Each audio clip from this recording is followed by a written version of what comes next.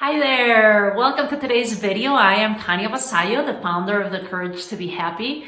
And in today's video, we're going to talk a little bit about what kind of rituals we can set up for our money dates. If you haven't listened to what a money date is, you can look and scroll down and see what kind of things we do during our money dates.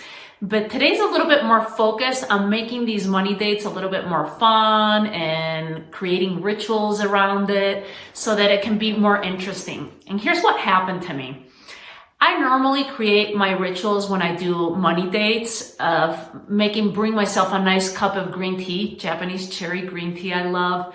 If not, I'll also light a candle. You could light some incense, do something that makes you excited and inspired. Because no one really wants to deal with money. We all kind of I don't want to look at the bills. I don't want to look at my checking account or balance things out and look at receipts or pay credit cards or make sure everything's been, paid for or is set up on automatic payment, whatever it is that you're doing on your money dates. Look through your finances, see where you've spent money, see how your investments are doing. To some people, this sounds boring, and I get it. I was there before too, but guess what? It is part of our life. Money touches everything. So we do have to tackle this. And if it's something that you leave to the side and don't do it, then I'm sure that's reflecting of how money's coming into your life or not coming into your life. Anyway, if you want to learn more about money dates, like I said, go look at the video. But what happened today to me is I was getting ready to do my money date with my current clients. We do this in community and we work together on our money stuff. I think there's a lot of power of doing it together with someone else because going through it on your own is kind of boring. You can always get resources and ideas when you're doing money dates in community. So I was getting ready for my class and my daughter came in and said, "Why don't you put on a dress? You're never putting on dresses." And I'm like, "Well, sweetie, we're in the middle of a pandemic. It doesn't really matter because all that needs to be dressed up is from waist up. We don't need to focus on the bottom part of ourselves, kind of like the newscasters." And she's like, "No, you should put on a dress. You have so many pretty dresses that I never see you wear." And I said, "Okay, fine, I'll go along with you." So she picked out a dress.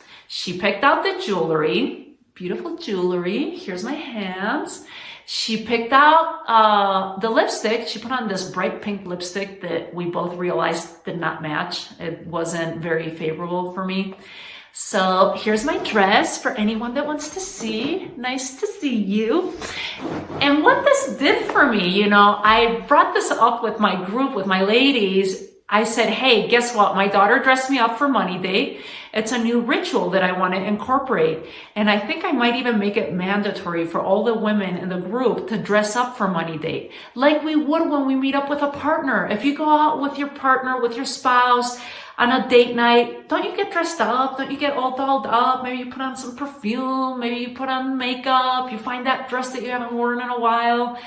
And that's what it did for me. I am so thankful to my daughter for getting me out of my comfort zone and her wanting to have her mommy look pretty, but it went so much further beyond that for me.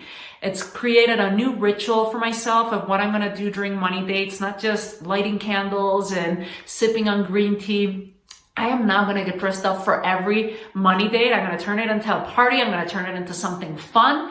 And I hope that you do the same thing too. I'd love to hear below in the comments, if you do a money date, what kind of rituals are you doing during your money date? What kind of things get you inspired to get you through something that might seem a little bit boring or tedious or that you don't want to handle? I'd love to hear what other rituals people are putting out there. Again, if you want to hear more about money date, go look for the video on money dates and what we're doing on it.